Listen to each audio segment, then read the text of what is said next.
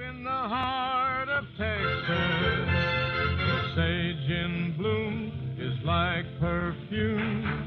Deep in the heart of Texas, reminds Elias me Mackos, of CJAD the one I 800. love.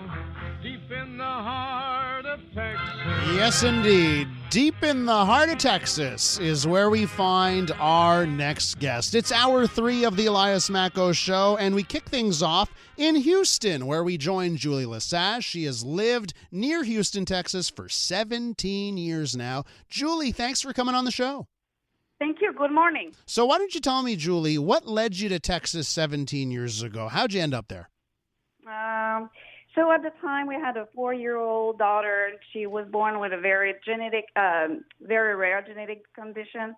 And in Quebec, it was very hard to get the treatment for her. And we knew that coming here, it would be easier for me to stay home and to get all the health care for her. And we actually stayed. Wow. And now, just when you tell me that story, my thought process is that U.S. medical insurance is very expensive. Did you have that covered either through your work or your spouse's work? Yes. So my spouse is a nurse. So, yeah, we knew that by coming here, we had the insurance and we would have the health care for her. Okay, got you. Okay, so you moved to the States. You've been there for 17 years. You've basically seen such a cultural shift happen in front of your own eyes over the last 17 years. I can't think of a more politically interesting time to live in the States. How's that been? How have you gone through that? I don't know. It's very concerning. Really? Wow. Yes. Okay. Well, let's dive. What is concerning about it? What concerns you the most?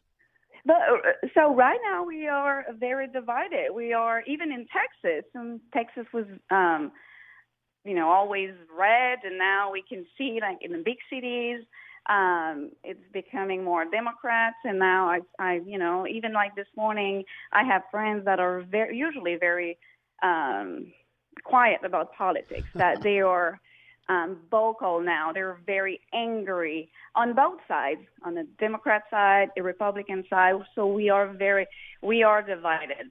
Do you try and play the role of peacekeeper or moderator between friends that are on different sides?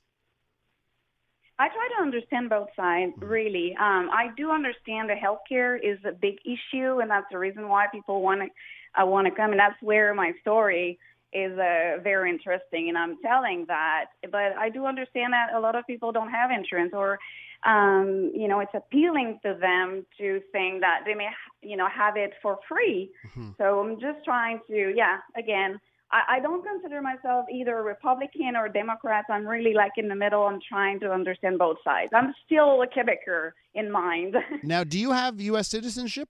Can you vote? Yes. I've been voting in 2016 and this year. Wow. Now, do you divulge who you voted for? Will you tell us that? I voted Trump. You did? Yes. Okay, so tell me, Julie, why did you vote for Donald Trump? I know that's not popular. The reason, and I did not. I just want to tell you that I did not vote for Trump in 2016. Uh-huh. My candidate at the time was Ted Cruz. And the reason why I wanted Ted Cruz is because of the Tea Party movement at the time, started in 2008, I think. And they were really trying to follow the Constitution, try to give back the power to the states and everything. And that, for me, was very appealing. Mm-hmm.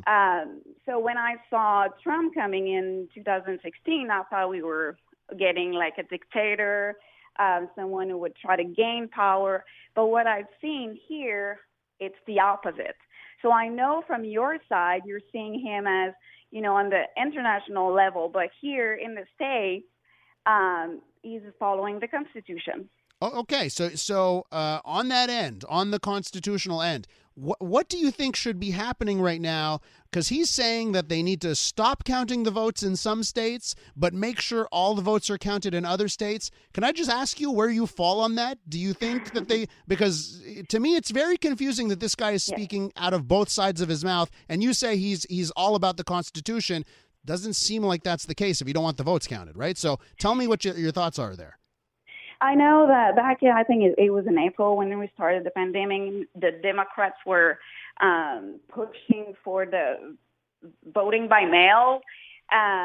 He was very clear that he was going to contest the election if we had like a huge amount of mailing ballots, and I think that's the reason why he's trying to do that now. For what he's been doing in the past 2 days, I completely disagree with it, and I feel like I don't want to have to defend him, and I wish he would do something else. So why do you disagree with his tone in the last 2 days? What is it that, because it seems to me that it goes along with everything that he's done so far. It's not really a difference, right? So why the last 2 days so difficult for you? Well, it's just because what it looks like. Outside of the U.S. and even here.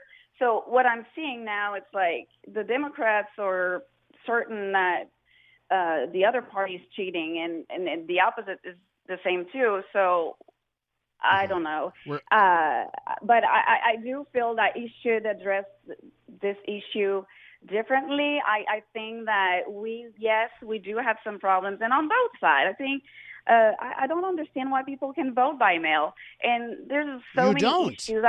You don't understand why people can vote. I just need to point out that Donald Trump and his whole family, if you look at their voting record over the last 20 years, they always voted by mail. So I find that interesting that you think it's not a good thing. Why not be able to vote in mail? Donald Trump and his whole family used to vote by mail for every election. I don't believe this is a fair way to vote.